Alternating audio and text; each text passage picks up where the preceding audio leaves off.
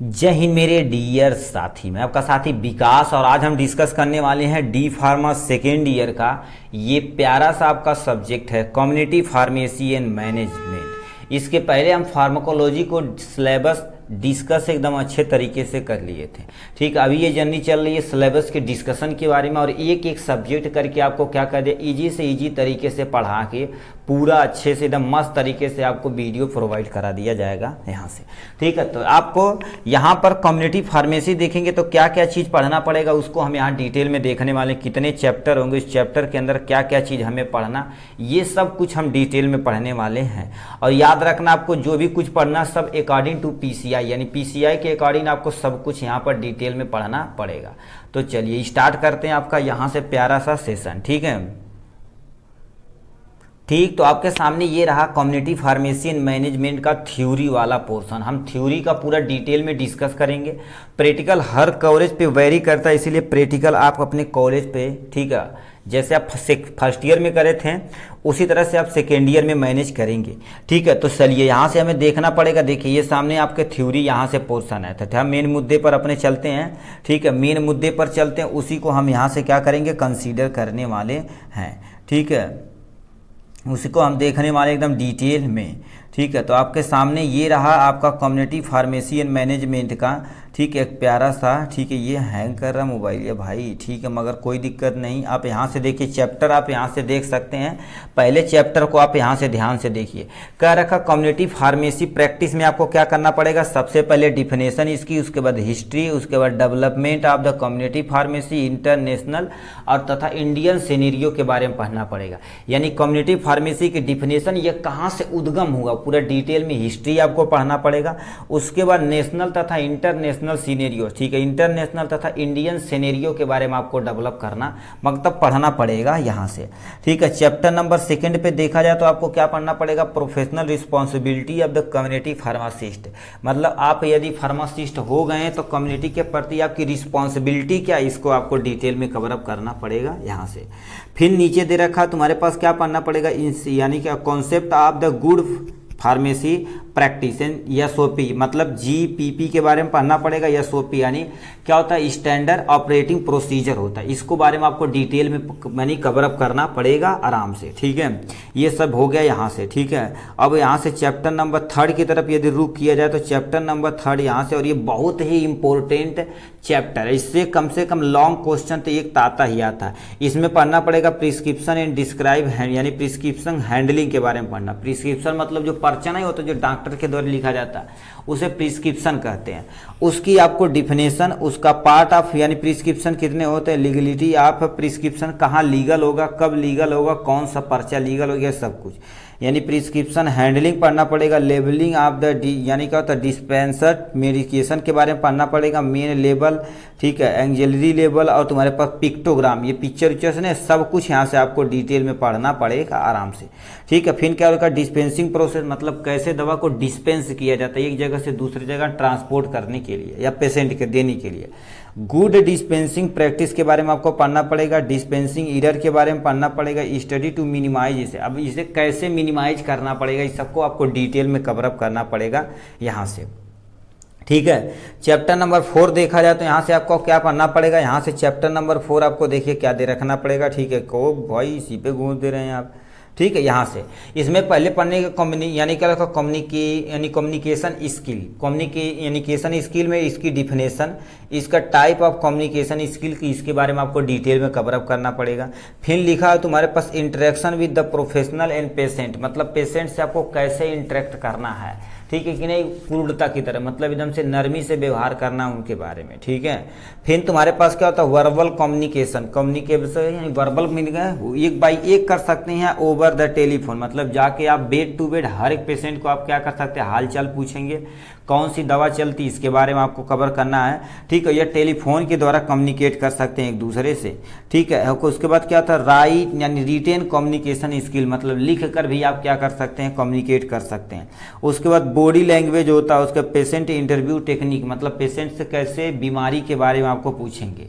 ठीक है, ये सब कुछ आपको क्या करना पड़ेगा, चैप्टर नंबर 4 में पढ़ना पड़ेगा डिटेल में। चैप्टर नंबर 4 देखा जाए तो ये भी थोड़ा लेंदी चैप्टर है मगर बहुत इंपॉर्टेंट ये भी है। इसमें सबसे पहले क्या लिखा, पेशेंट काउंसलिंग, यानी कोई पेशेंट है तो पेशेंट की काउंसलिंग कैसे करना है आपको इसमें पढ़ना पड़ेगा आराम से। उसके बाद क्या दे रखा है, यहाँ से आपको डिफिनेशन पढ़ना पड़ेगा, ठीक है, definition benefit of patient counselling, पहले पेशेंट काउंसलिंग की डिफिनेशन, उसका पेशेंट काउंसलिंग से हमें क्या क्या फायदा हो सकता है इसको आपको डिटेल में कवर अप करना पड़ेगा आराम से, ठीक है। फिर क्या दे रखा है, यहाँ से ध्यान से सुनिए, stage of the patient counselling, कितने स्टेज होते हैं इसके बारे में आपको डेवलप यानी कि आपको पढ़ना पड़ेगा, ठीक है। यहाँ से इंट्रोडक्शन पढ़ना पड़ेगा, काउंसलिंग कंटेंट पढ़ना पड़ेगा, काउंसलिंग प्रोसेस, क्लोजिंग तथा क्लोजिंग द काउंसलिंग सेशन, यानी क्लोज कैसे काउंसलिंग को आप क्या करेंगे, ठीक है, क्लोज करेंगे, इसके बारे में दे रखा है। उसके बाद सेकेंड में टॉपिक दे रखा है बैरियर टू इफेक्टिव काउंसलिंग, मतलब कौन कौन से ऐसे बैरियर हैं जो यानी पेशेंट काउंसलिंग में क्या कर सकते हैं, आपकी दुविधा डालते हैं, उसके बारे में, उसका टाइप पढ़ना पड़ेगा, स्टडी पढ़ना पड़ेगा, ओवरकम ऑफ बैरियर, मतलब हम बैरियर को, ठीक है, कैसे कम कर सकते हैं उसके बारे में आपको पढ़ना पड़ेगा, ठीक है। फिर यहाँ से देखा जाए तो आपके इसमें क्या पढ़ना पड़ेगा, ठीक है, patient counselling patient for the chronic disease या डिसऑर्डर, इसमें आपको हाइपरटेंशन पढ़ना पड़ेगा, ठीक है, उसके बाद डायबिटीज पढ़ना पड़ेगा, अस्थमा पढ़ना पड़ेगा, ट्यूबरकुलोसिस पढ़ना पड़ेगा, और क्रोनिक ऑब्स्ट्रक्टिव पल्मोनरी डिजीज, जिसे शॉर्ट में क्या बोला जाता है, COPD भी बोला जाता है। उसके लास्ट में आपको एड्स के बारे में आपको डिटेल में कवर अप करना पड़ेगा यहाँ से, ठीक है। इन सब के बारे में आपको पढ़ना पड़ेगा एकदम अच्छे तरीके से, ठीक है। यहाँ से देखा जाए तो आपको क्या पढ़ना पड़ेगा, पेशेंट पैकेज इंसर्ट, मतलब इसकी डिफिनेशन पढ़नी पड़ेगी, इंपॉर्टेंट एंड बेनिफिट पढ़ना पड़ेगा, scenario of PPI, use of Indian तथा अदर कंट्री, मतलब पेशेंट पैकेज इंसर्ट समझते हैं, ऐसे मान लेते हैं दवा कोई लेते हैं तो दवा में देखेंगे क्या होता है, एक पर्ची रहती है, पर्ची की पूरी दवा की पूरी इंफॉर्मेशन उस पर्ची पे इंक्लूडेड रहती है, उस सब के बारे में आपको डिटेल में पढ़ना पड़ेगा, ठीक है। पेशेंट इंफॉर्मेशन लीफलेट होता है, जो पेशेंट के बारे में लीफलेट होता है ना, कि पेशेंट का जैसे मान लेते हैं कहीं आप दवा कराने जाए तो हॉस्पिटल का एक पर्चा होता है, उस पर पूरा डिटेल आपका लिखा होता है, एज कहाँ से है, कि डॉक्टर को दिखाएं, कौन कौन सी दवा चल रही, उसके बारे में आपको पढ़ना पड़ेगा यहाँ से, ठीक है, 5वें नंबर चैप्टर में। उसके बाद यहाँ से देखा जाए तो क्या होगा, 6ठे नंबर में क्या करना पड़ेगा, मेडिकल अदरेंस, मतलब मेडिकल जो होता है तो उसका आप कैसे पालन करेंगे, उसकी डिफिनेशन के बारे में आपको पढ़ना पड़ेगा, यहाँ से फैक्टर पढ़ना पड़ेगा, इन्फ्लुएंसिंग एंड नॉन अदरेंस पढ़ना पड़ेगा, study to overcome non adherence करना के, इसके बारे में आपको पढ़ना पड़ेगा। यहाँ से हेल्थ स्क्रीनिंग के बारे में पढ़ना पड़ेगा, health screening service in community pharmacy, मतलब हेल्थ स्क्रीनिंग अपने कम्युनिटी फार्मेसी में कैसे कर रहे हैं, जैसे ना पोस्ट पर्चा लगा के, ठीक, अभी देखिए बांस उस पे लगा होता है जालिम रोशन का, बहुत सारे क्या होता है कंडोम का, जिसे एड्स से बचाने के लिए ऐड लगा देते हैं, उसी तरह से आपको क्या करना, कैंपेन करनी पड़ेगी, इसका इंट्रोडक्शन, स्कोप और important of various health screening पढ़ना पड़ेगा। फिर क्या होता है, यानी कैसे आपको क्या करना, पेशेंट को मॉनिटर करना पड़ेगा, अर्ली डिटेक्शन के बारे में, और ठीक अनडायग्नोस्टिक केस के बारे में आपको डिटेल में कवर अप करना पड़ेगा यहाँ से, ठीक है। चैप्टर नंबर 9 देखा जाए तो आपको क्या करना पड़ेगा, इसे ध्यान से सुनिए, ठीक है। उसके बाद 1-2 चैप्टर और है, इसकी एंडिंग हो जाएगी आपकी, ठीक है। तो यहाँ से दे रखा है OTC medication, over the counter, मतलब कुछ ऐसे नॉर्मल दवा होती जो बिना डॉक्टर के आप दे सकते हैं, कि जैसे पैरासीटामॉल हो गया, डाइक्लोफेनेक हो गया, ये सब दर्द हो रहा तो आप लगा सकते हैं, या ठीक है टैबलेट वगैरह दे सकते हैं जैसे, ठीक है, उसके बारे में यहाँ से पढ़ना पड़ेगा। इसकी definition, need and role of pharmacist in OTC medication, यानी क्या जरूरत है इनकी, इसके बारे में। OTC मेडिकेशन इन इंडिया के बारे में क्या बताना पड़ेगा, काउंसलिंग फॉर यानी काउंसलिंग फॉर OTC प्रोडक्ट, कौन कौन से इसमें प्रोडक्ट को इंक्लूड करना पड़ेगा। सेल्फ मेडिकेशन क्या होती है, role of pharmacist in promoting the self practice during the self medication. Self medication मतलब कुछ ऐसी बीमारियां होती जो नॉर्मल आप खुद ही दवा ले सकते हैं, जैसे कहते हैं यानी बुखार हो गया तो कहते हैं भैया पैरासीटामॉल ले लीजिए, कोई गैस या एंटी एसिड वगैरह ले लीजिए, अपना मैनेज हो जाएगा, है कि नहीं। उसके बारे में आपको डिटेल में यहाँ से पढ़ना पड़ेगा आराम से, ठीक है।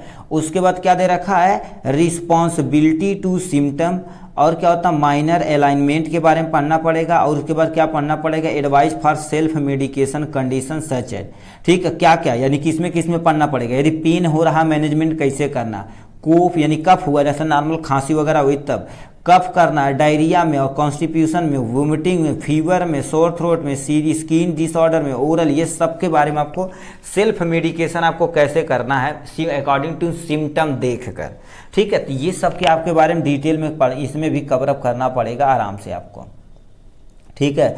लास्ट एंड फाइनल चैप्टर जो तुम्हारे पास क्या दे रखा है, ये भी थोड़ा सा लेंदी चैप्टर है। ठीक है, इसमें आपको पढ़ना पड़ेगा कम्युनिटी फार्मेसी एंड मैनेजमेंट।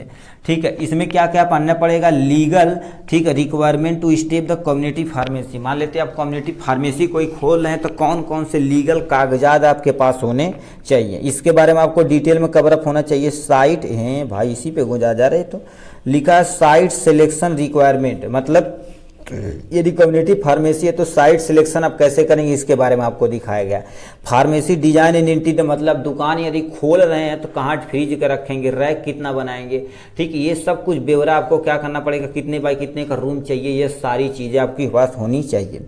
उसके बाद क्या दे रखा, वेल्डर सिलेक्शन एंड ऑर्डरिंग, यानी वेल्डर सिलेक्शन के बारे में आपको देखना पड़ेगा। वेंडर सिलेक्शन के बारे में आपको कैसे, जैसे दुकान खोल लिए तो आपको क्या करना पड़ेगा, सिलेक्ट करना पड़ेगा कि ये मार हमारे यहाँ आए, दवा दे के दे, किस हम दुकान से लिए, सब कुछ सिलेक्ट करना पड़ेगा, नहीं तो आप घाटे में पड़ जाएंगे। ठीक है, प्रोक्योरमेंट क्या होता है, यहाँ पर इन्वेंट्री कंट्रोल मेथड तथा इन्वेंट्री मैनेजमेंट के बारे में आपको डिटेल में पढ़ना पड़ेगा। नेक्स्ट में लिखा है फाइनेंशियल प्लानिंग एंड मैनेजमेंट के बारे में आपको पढ़ना पड़ेगा यहाँ से। ठीक है, फाइनेंशियल प्लानिंग मतलब जैसे आप दुकान खोल रहे हैं तो पैसे के मामले में आपको मेंटेन करना पड़ेगा ये सारी चीज़ें।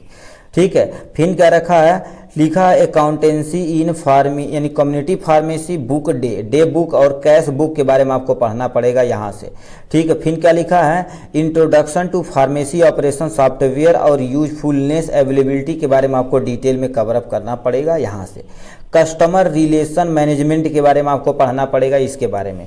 ठीक है, लिखा है एडिट इन फार्मेसी, यानी फार्मेसी से कैसे आप एडिटोरियल करेंगे, इस सब के बारे में आपको डिटेल में कवर अप करना पड़ेगा। लास्ट में तुम्हारे पास लिखा है SOP of the pharmacy management, मतलब ठीक है, वो जो एसओपी बनाए ना तो फार्मेसी को मैनेजमेंट करने के लिए क्या जरूरत पड़ेगी इसके बारे में। फिर तुम्हारे पास लिखा है introduction to digital health, M health क्या होता है, ऑनलाइन फार्मेसी क्या होता है, और ये जो तुम्हारे पास यम हेल्थ है ना, ठीक है, ये 2024 में पूछा गया क्वेश्चनों में से एक है। ठीक है, और भी 3 नंबर में पूछा हुआ था। चलिए आज के लिए बस इतना ही, फिर मिलेंगे नेक्स्ट वीडियो में नेक्स्ट टॉपिक के साथ। और कमेंट बॉक्स में जरूर मेरे भाई लिख के दिखाइएगा कि कौन सा चैप्टर पहले, यानी कौन सा सब्जेक्ट पहले स्टार्ट किया जाए, कौन सा चैप्टर स्टार्ट किया जाए। ठीक है, उस चैप्टर का नाम भी बोलेंगे जो आपको जल्दी थोड़ा सा डिफिकल्ट लगे जो सब्जेक्ट, उसे कमेंट बॉक्स में लिखे सर ये पढ़ाइए, तो उसी को ईजी तरीके से पढ़ा दिया जाएगा आराम से। तो चलिए आज के लिए बस इतना ही, फिर मिलेंगे नेक्स्ट वीडियो में नेक्स्ट टॉपिक के साथ। तब तक के लिए bye bye and take care.